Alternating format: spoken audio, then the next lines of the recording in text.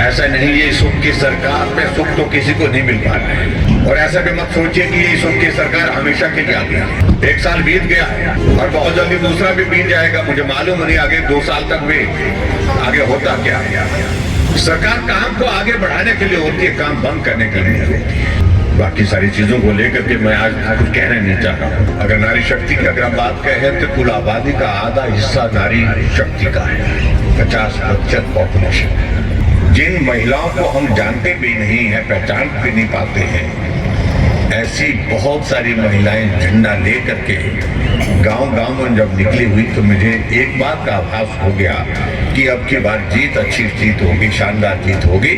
और मैं इस बात को कह सकता हूँ कि हिमाचल प्रदेश में मुझसे पहले बहुत बड़े बड़े नेता भी रहे। सरकार काम को आगे बढ़ाने के लिए होती है, काम बंद करने के लिए होती है। बाकी सारी चीजों को लेकर के मैं आज कुछ कहना नहीं चाह रहा हूँ। जुब्बल विधानसभा क्षेत्र है,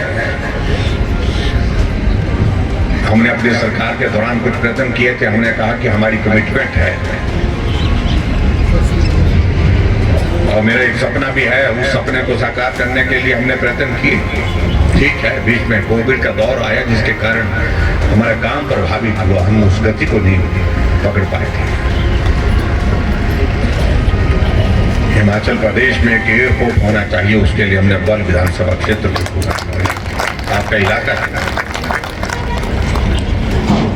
सारी अधिकांश उसकी औपचारिकताएं जो है पूरी हुई है। लेकिन 1 साल से जब से कांग्रेस पार्टी की सरकार बनी है, वो इस बात को लेकर के सोच रहे हैं कि यहां बनाएं या कहीं और बनाएं।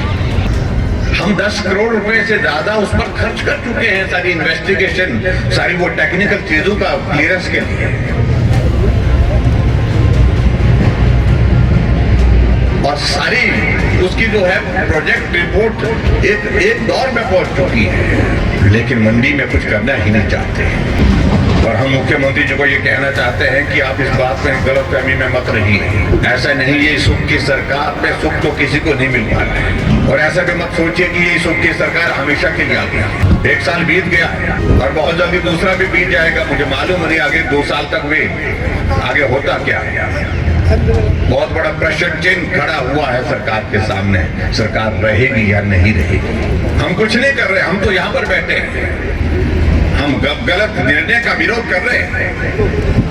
लेकिन जो अंदर चल रहा है, कांग्रेस पार्टी के अंदर चल रहा है, हम तो उसका जिक्र कर रहे हैं, हालात उसकी वजह से कर रहे हैं।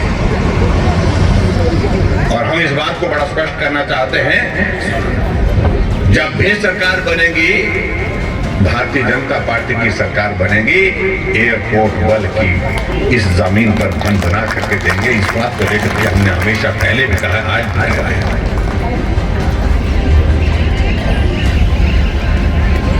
हम इस बात से सहमत है कि कुछ लोगों का ऐतराज भी हो सकता है, लेकिन उनके साथ बैठेंगे, उनका नुकसान नहीं करेंगे। जो मदद कर सकते हैं वो उनके लिए मदद के रास्ते निकालेंगे। और यहाँ कई बार बड़ी विचित्र परिस्थिति है हिमाचल प्रदेश में, जहां जहां कांग्रेस हारी हुई है, वहां के नेता लोग मंच पर चढ़ जाते हैं। चाहे मेला शिवरात्रि का हो, मेयर के बैठने के लिए कुर्सी नहीं, लेकिन वो चुनाव जीत नहीं पाए हैं, वो मंच पर ऐसे जमे रहे, हिलने का नाम नहीं ले रहे। आपकी पार्टी का कार्यक्रम हो, वहां आप करिए, जहां भी मंच पर आइए, लेकिन जो जीते हुए उनके लिए थोड़ा स्थान तो दीजिए। बहुत विचित्र परिस्थिति हमने देखी है।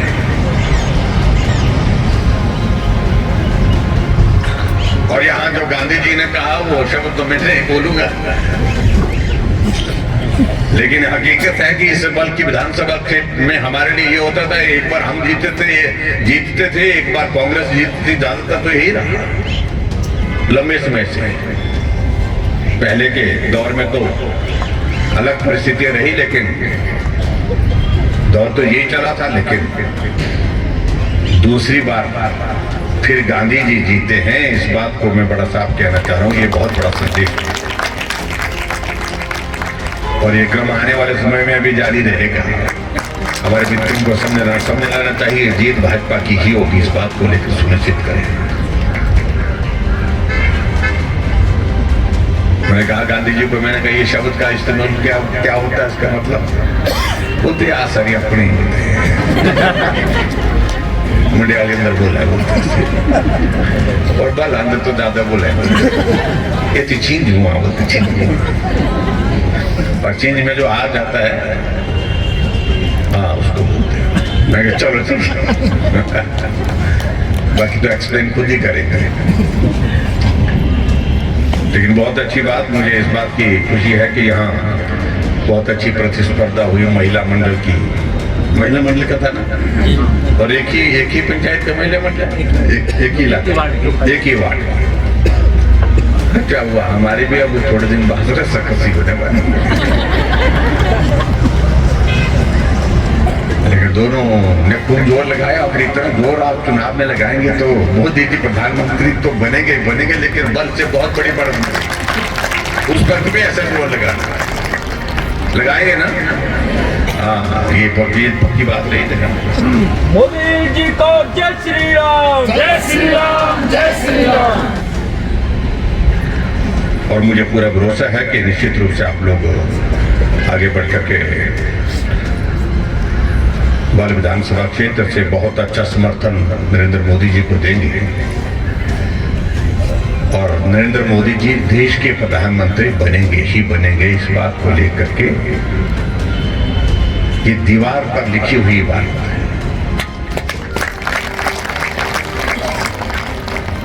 मैं अपने क्षेत्र में गांव चलो अभियान के अंतर्गत सुदूर किसी गांव में गया था। लोग बैठे थे, सर्दी का मौसम था, बच्चे भी बैठे थे, कुछ बच्चे वहां पर। मैंने प्रश्न खड़ा किया, मैंने कहा कि आप मुझे बताइए कि देश का प्रधानमंत्री कौन बनना चाहते हैं। तो बाकी लोग तो आपको मालूम है कि जो वो तो बोलते कि मोदी जी बन, लेकिन बच्चों ने जोर से बोला कि मोदी जी बनने चाहिए। मैंने कहा बच्चों तुम्हारा तो वोट ही नहीं है अभी तक, लेकिन अब बच्चे अपनी भावना को व्यक्त कर रहे हैं। फिर मैंने पूछा, मैंने कहा क्यों बनने चाहिए? कि बोलते वो बहुत अच्छे हैं। आप देखिए जो एक छोटा बच्चा जिसका अभी तक वोट नहीं है, बहुत अभी कुछ स्कूल जा रहे हैं, कुछ शायद स्कूल भी नहीं जा रहे, और उसके बाद हम लोग इस बात के लिए भी सौभाग्यशाली है कि भगवान रामचंद्र के जन्म स्थान पर भूमि पूजन का कार्यक्रम देश के प्रधानमंत्री नरेंद्र भाई मोदी जी ने संपन्न किया। उस दृश्य को हमने अपने आंखों के सामने देखा, जिसके लिए हजारों लोगों ने अपने जीवन की कुर्बानी दी। और उसके बाद वो दृश्य भी देखने का सौभाग्य हम सबको, इस पीढ़ी के लोगों को हुआ, जब मंदिर का निर्माण पूर्ण होने के बाद वहां प्राण प्रतिष्ठा का कार्यक्रम संपन्न हुआ, जो देश ने ही नहीं पूरी दुनिया ने देखा। जय श्री राम। यही कह करके मुझे लगता है कि प्रार्थना सनातन धर्म के लिए सबसे बड़ा सम्मान का अवसर है। ये